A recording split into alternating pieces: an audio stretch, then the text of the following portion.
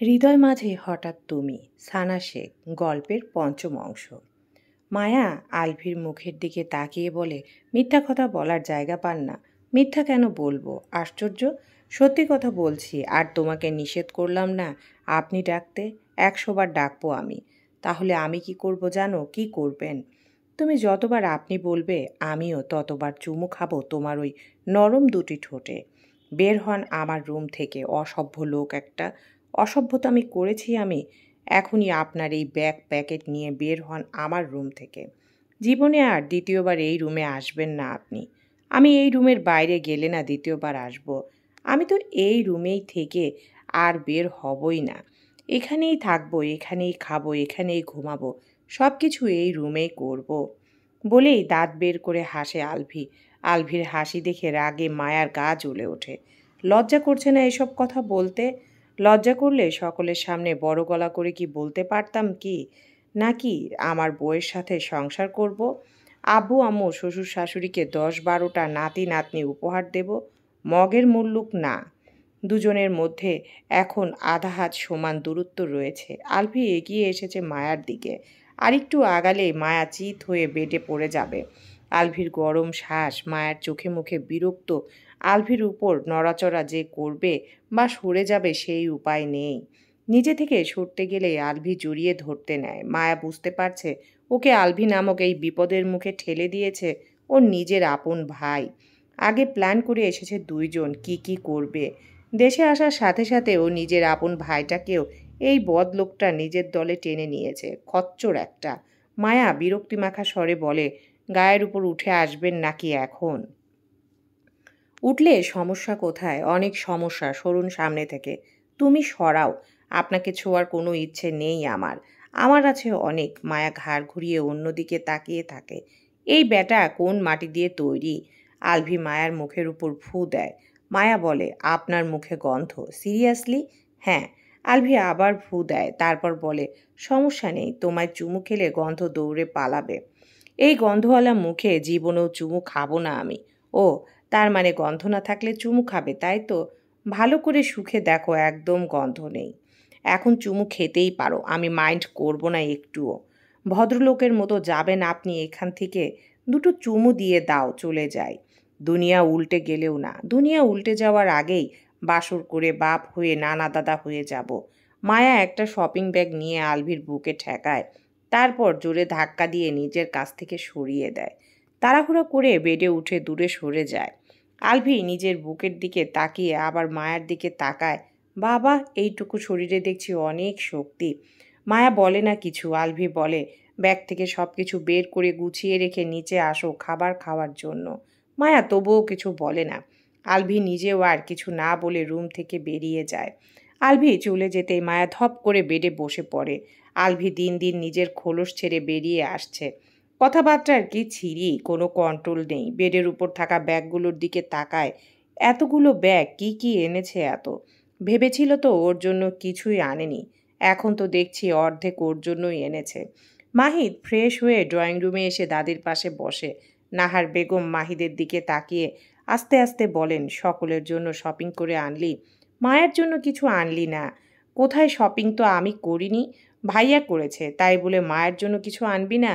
মায়ের জন্যই তো যতগুলো এনেছে ততগুলো আমাদের সকলের জন্যও আনেনি। আমাদের সকলের জিনিসের যা দাম পড়েছে তার ডবলের দাম বেশি মায়ারগুলোর। মায়ের জন্য এনেছে, হ্যাঁ। ভাইয়ার হাতে যতগুলো শপিং ব্যাগ ছিল তার মধ্যে থেকে ভাইয়ার দুটো ব্যাগ আর বাকিগুলো মায়ার। নাহার বেগমের মুখে হাসি ফুটে ওঠে।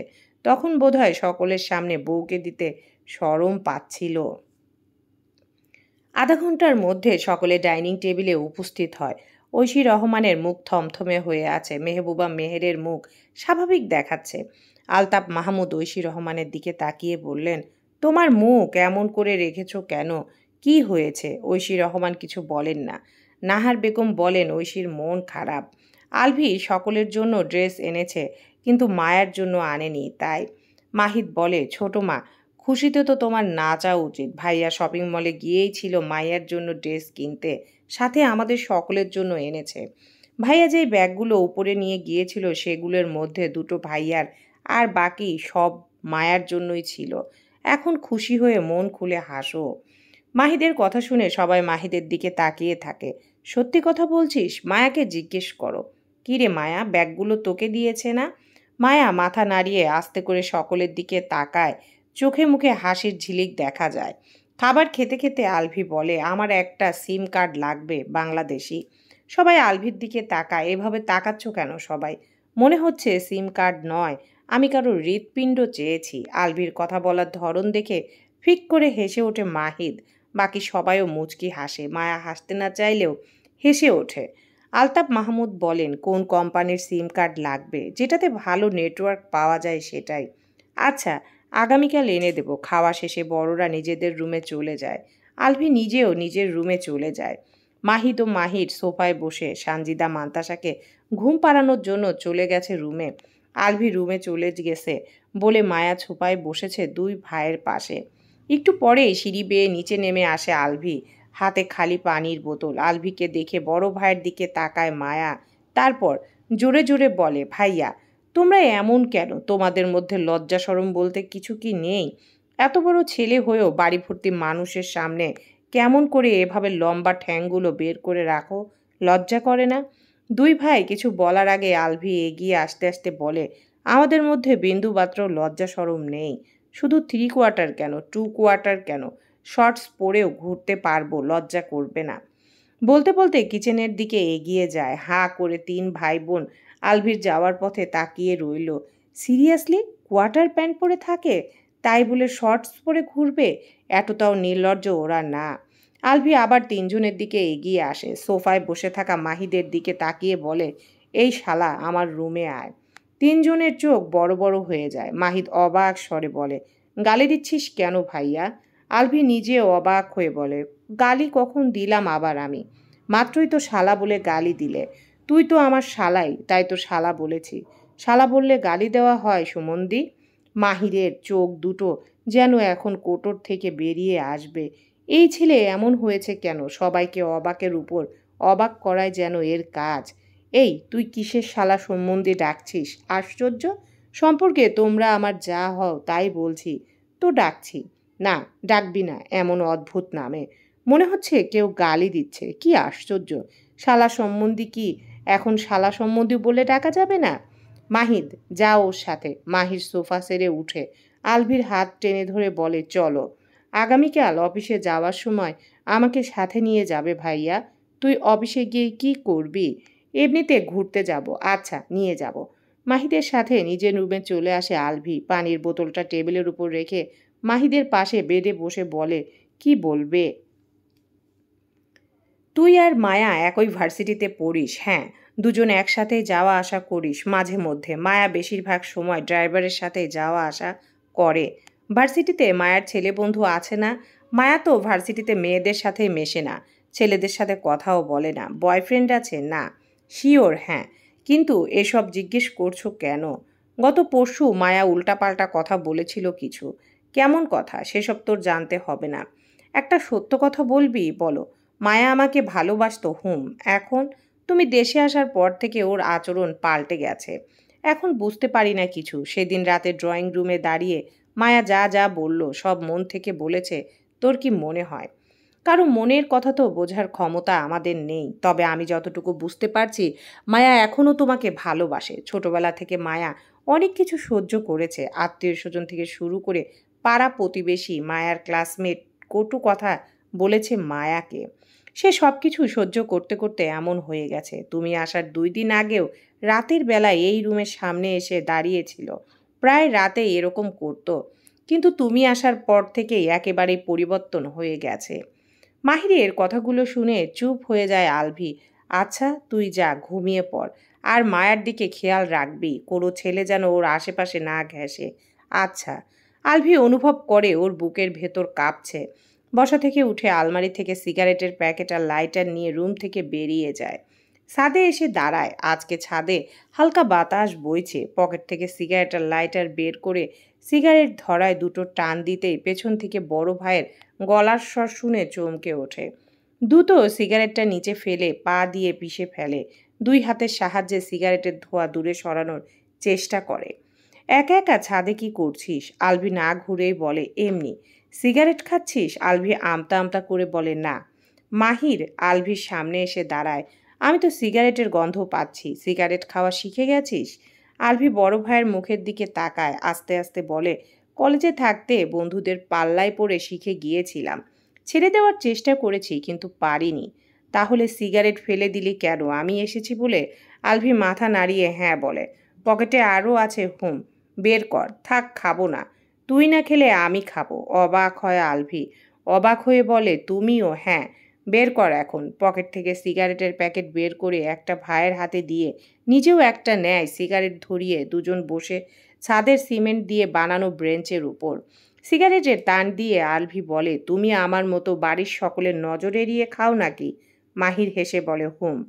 তুমি আমার উপর অনেক রেগে আছো তাই না ভাইয়া?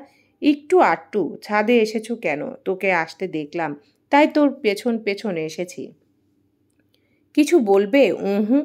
দুজনের মধ্যে নীরবতা নেমে আসে। চুপচাপ ধোঁয়া ওড়াতে থাকে দুই ভাই। সিগারেট শেষ হয়, তারপরেও দুইজন চুপচাপ থাকে। সরি। কেন? ওই দিন তোর সাথে রেগে কথা বলার জন্য। আমি কিছু মনে করিনি। ধরে যে মারুনি সেটাই অনেক। চাচ্চুর কাছে ওই কথাগুলো শোনার পর অনেক রাগ উঠে গিয়েছিল। আমি সবসময় চাইতাম তুই ফিরে আয়। মায়ের সাথে না থাকলে অন্তত বাড়ির সকলের জন্য ফিরে আয়। আমি চাচ্চুর কাছে অনেকবার তোর মেইল আইডি চেয়েছি কিন্তু চাচ্চু আমাকে দেয়নি। সে ভেবেছিল সে আমাকে তোর ইমেল আইডি দিলে তুই আর তার সাথে যোগাযোগ করবি না। সে তার ছেলের সাথে যোগাযোগ করার একমাত্র মাধ্যমটাও হারিয়ে ফেলবে। তাই ভয়ে আমাকে তোর ইমেল আইডি দেয়নি। একটা সময় পর মনে হতে শুরু করে তুই আর কোনোদিন ফিরবি না। ওখানেই হয়তো অন্য কাউকে বিয়ে করে নিয়েছিস। মায়া আগে ছোট ছিল তাই সেরকম কোনো ভাবনা ছিল না। ভেবেছিলাম মায়া বড় হতে হতেই তুই ফিরে আসবি। কিন্তু তুই ফিরলি না। আমার তোর উপর অনেক রাগ হতো। এই ফ্যামিলির উপরও রাগ হতো। মায়ার গুমড়ে গুমড়ে কান্না, ঘরবন্দি হয়ে থাকা আমার সহ্য হতো না। মাঝে মধ্যে রাগ সামলাতে না পেরে আব্বু আম্মুর উপর চেঁচামেচি করতাম। দোষ আসলে তোরও না। তোর জায়গায় থাকলে হয়তো আমিও এমন কিছুই করতাম। মাহির একটু চুপ করে থেকে বলে, আমি চাই মায়া তোর সাথে থাকুক। বাড়ির সবাইও তাই চায়। আমি চাই না আমার বোনের নামের পাশে ডিভোর্সি তকমা যোগ করা হোক। কিন্তু মায়া এখন বেঁকে বসেছে। যখন জানতে পেরেছে তুই ডিভোর্স দেওয়ার জন্য এসেছিস তখন থেকে এমন শুরু করেছে। আমি ওকে বোঝানোর চেষ্টা করছি, তবুও বুঝতে চাইনি। ওর সামনে তোর নাম মুখে নিতেই দেয় না। তুই আগের মায়াকে পছন্দ করতি না।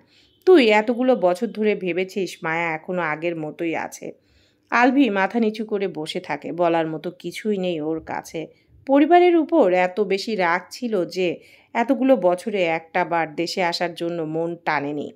তবে সকলের কথায় মনে পড়ত রোজ। রাগ মানুষকে দিয়ে সব কিছু করাতে পারে, আবার মায়া ভালোবাসাও মানুষকে দিয়ে সব করাতে পারে। আলভি অপরাধীর ন্যায় মাথা নিচু করে বলে, এই সব কিছুর জন্য সবচেয়ে বেশি দোষী আমি নিজে। সব ভুল আমার। আমি কাউকে বোঝার চেষ্টা করিনি। রিজের রাগ জেদ ধরে রেখে বাড়ি ছেড়েছিলাম। জেদ চেপে রেখে দেশ ও ছেড়েছিলাম। সেই রাগ ধরে রেখে এতগুলো বছর পার করে দিলাম। রাগে এতটাই অন্ধ ছিলাম যে কিছুই ভাবতে পারতাম না। ডিপ্রেশন, ফ্রাস্ট্রেশন, মানসিক অবসাদ সব সময় আমাকে চেপে ধরে রেখেছে।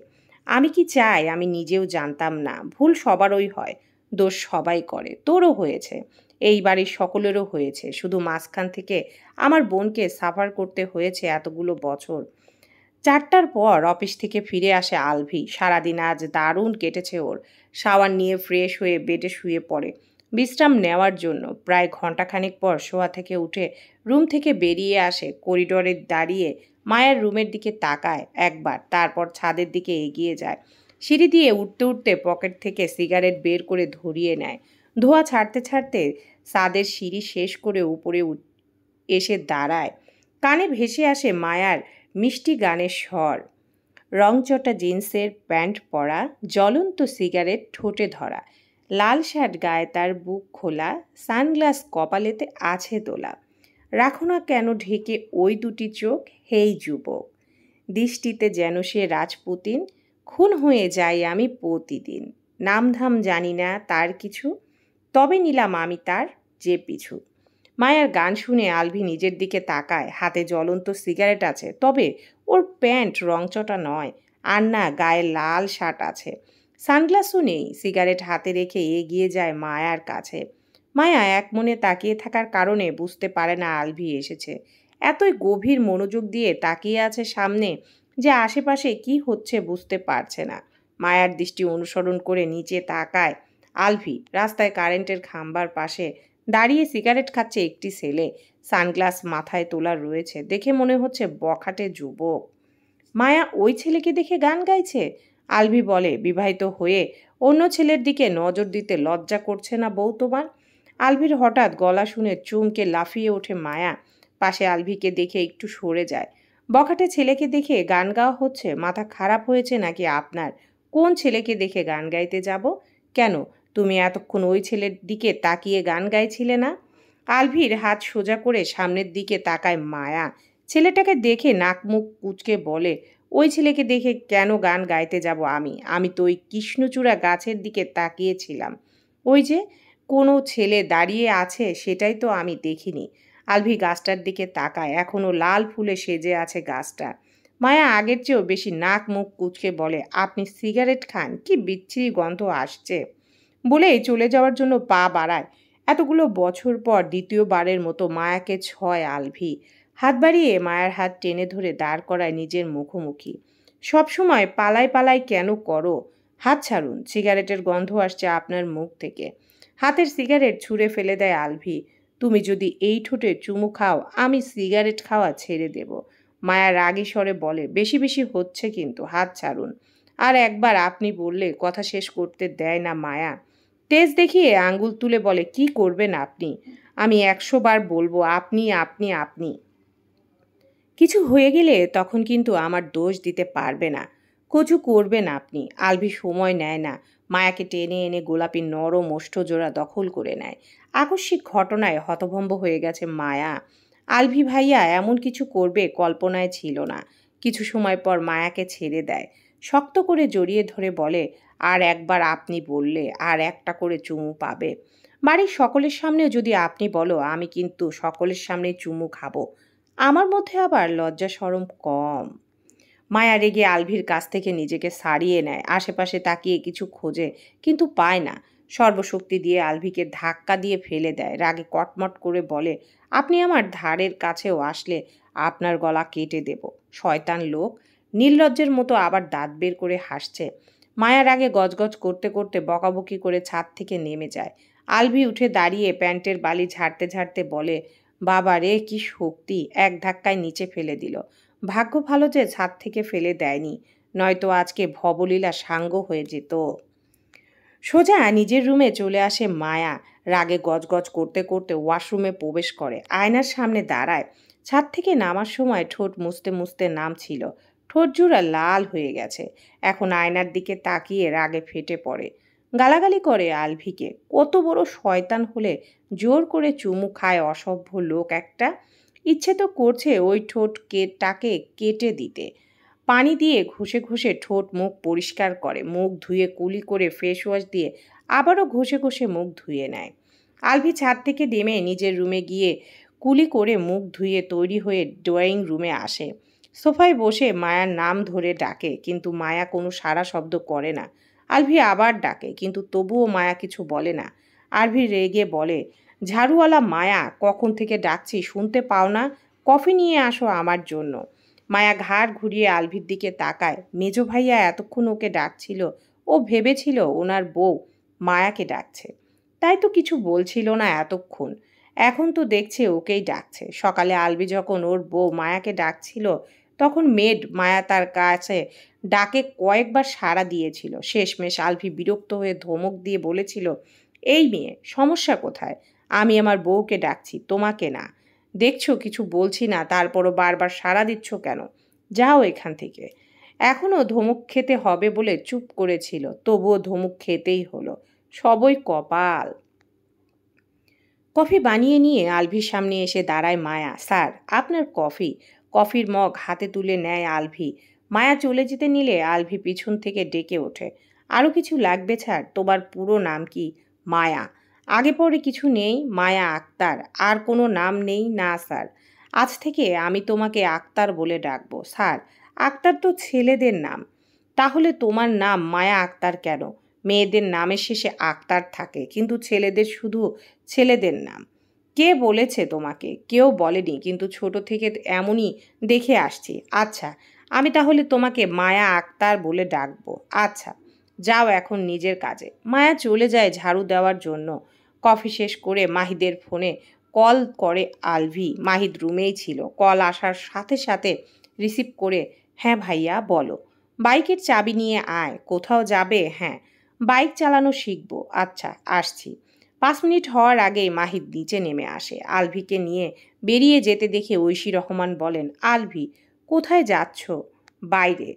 একটু আগেই না ফিরলে, এখন আবার বের হচ্ছ কেন? খাবারও খেলে না তো। দুপুরে অফিস ক্যান্টিনে খেয়ে এসেছি আমি, রাতে ফিরে খাবো। মাহিদ আয়। দুই ভাই বেরিয়ে আসে বাড়ির ভেতর থেকে। ও হো, হেলমেট আনতে ভুলে গেছি। তুমি 2 মিনিট দাঁড়াও, আমি হেলমেট নিয়ে আসছি বলে বাইক থেকে নেমে পা বাড়ায়। এই শালা, যাবি তো বলবি না? ভাইয়া, এভাবে বললে মনে হয় গালি দিচ্ছ। তাহলে কিভাবে বলবো শালা? মাহিদের চোখ মুখ কেমন যেন হয়ে যায়। এক এই একই মুসিবত। বড় ভাই ডাকে শালা বলে, না করলেও বারবার শালা বলেই ডাকে। আবার জিজ্ঞেস করেছে, তাহলে কি বলে ডাকবো শালা? কোনো কিছুই বলার দরকার নেই। মায়াকে ভাবি বলে ডাকবি আজকে থেকে। মাহিদের চোখ দুটো ছানা বড়া অবাকের স্বরে বলে, কেন? আমি তো তোর বড় ভাই, সেই হিসেবে মায়া তোর ভাবি, তাই ভাবি বলে ডাকবি। তাহলে আমি তোকে আর শালা বলে ডাকবো না। এটা কেমন কথা? মায়া আমার আপন বোন, আমি ওকে ভাবি বলে ডাকবো? অসম্ভব। তাহলে আমি তোকে শালা বলেই ডাকবো। তোমার কিন্তু ভুল আছে ভাইয়া। কি ভুল? মায়া আমার ছোট বোন, সে সম্পর্কে আমি তোমার বড়, মানে সম্বন্ধী। তুমি আমার ছোট বোনের হাজবেন্ড। তুমি কোন আক্কেলে আমাকে শালা বলে ডাকো? বয়সে তুই আমার হাঁটুর সমান, তোকে আমি সম্বন্ধী বলে ডাকবো না কি? তুই শালা, আর শালাই থাকবি সারা জীবন। আর শালা না থাকতে চাইলে মায়াকে ভাবি বলে ডাকবি। বেচারা ফ্যাল ফ্যাল করে তাকিয়ে রইল বড় ভাইয়ের দিকে। এটা কোনো কথা? ছোট বোনকে ভাবি ডাকবে? কশ্চিন কালেও না। হেলমেট নিয়ে আসছি। হেলমেট লাগবে না, এখন দূরে যাব না তো, সামনের রাস্তায় চালাবো। চাবিটা এখন দে। এখন তুমি চালাতে পারবে না তো, চলো আগে তোমাকে ভালো করে দেখাই, তারপর চালাবে। নিজের রুম থেকে বেরিয়ে বড় ভাইয়ের রুমে আসে মায়া। মান্তাসা খেলছে, সানজিদা বসে বসে দেখছে। বেবি, ফুপ্পি, কি করছো বেবি? চোখ কানা? কই না তো। তাহলে দেখছো না কেন? আমি কি করি? ভুল হয়ে গেছে বেবি, সরি। কোথায় গিয়েছিলে তুমি? রুমেই তো ছিলাম বেবি। না, ছিলে না।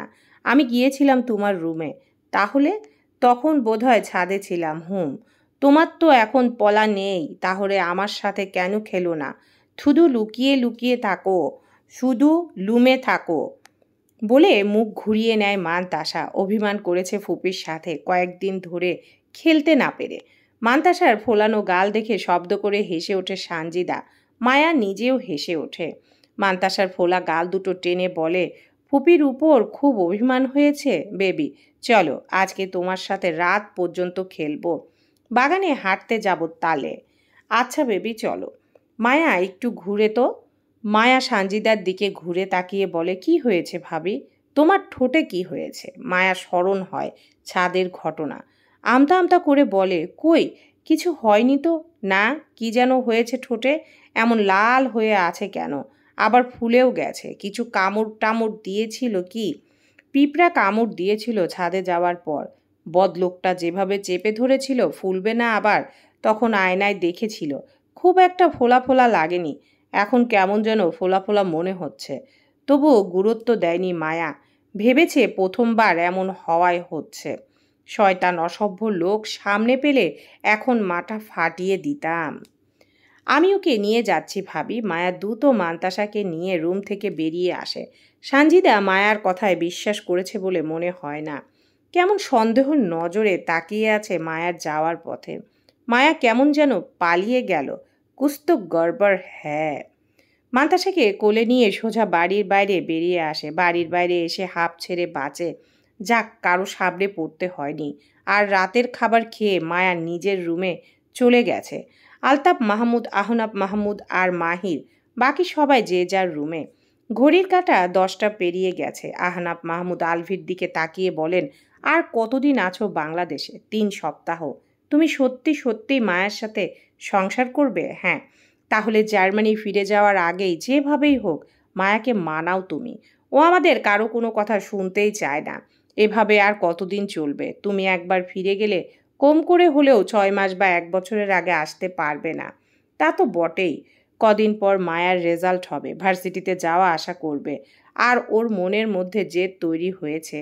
এখন রাগে জেদে না আবার ভুল সিদ্ধান্ত নিয়ে ফেলে। ওকে তোমার সাথে বিয়ে দিয়েছিলাম তোমার সাথে সংসার করার জন্যই। আগে যা হয়েছে হয়েছে, এখন সব কিছু মিটমাট করে ঠিক করে নেওয়াই ভালো। তুমি পারবে ওকে বোঝাতে। তুমি তোমার দিক থেকে তোমার মতো করে বোঝাও ওকে। তোমার বলা আর আমাদের বলার মধ্যে অনেক পার্থক্য আছে। তোমার সাথে আমরা অন্যায় করেছিলাম, তাই তুমিও তোমার দিকটা যেভাবে বোঝাবে পারবে, আমরা কেউ সেভাবে বোঝাতে পারবো না। বুঝতে পেরেছো আমার কথা? হুম। সর্বোচ্চ চেষ্টা করব আমি, ইনশাআল্লাহ। আলতাফ মাহমুদ হয়তো কিছু বলতে চাইলেন কিন্তু বললেন না। মাহির বাবার সাথে একমত, যে যার রুমে যায়। আলভি কিছুক্ষণ পর ধীর পায়ে এগিয়ে যায় সিঁড়ির দিকে। নিজের রুমের দিকে না গিয়ে মায়ার রুমের দিকে এগিয়ে যায়। দরজায় নক করে কয়েকবার। ভেতর থেকে মায়ার গলার স্বর ভেসে আসে, কে? কথা না বলে আলভি আবারও নক করে, কে? কথা বলতে মুখে ব্যথা পাওয়া যায় নাকি? তারপর আরও কয়েকবার নক করে। মায়া বিরক্ত হয়ে শোয়া থেকে উঠে দাঁড়ায়। নিশ্চয়ই মাহিদ এসেছে। মাহিদ মাঝে মধ্যে রাতে এসে ওর ডোরে নক করে, কথা বলে না। ঘুম ঘুম চোখে ডোর খুলে দিতেই দেখে সামনে তাল গাছের মতো লম্বা শয়তান দাঁড়িয়ে আছে। তাড়াহুড়ো করে দৌড়ে ডোর লক করতে গেলেও লাভ হয় না। আলভি ঠেলে ভিতরে ঢুকে ডোর লক করে দেয় ভেতর থেকে। মায়া তাড়াহুড়ো করে দূরে সরে যায়। আলভি ঘুরে তাকায় মায়ার দিকে। চলবে ইনশাআল্লাহ।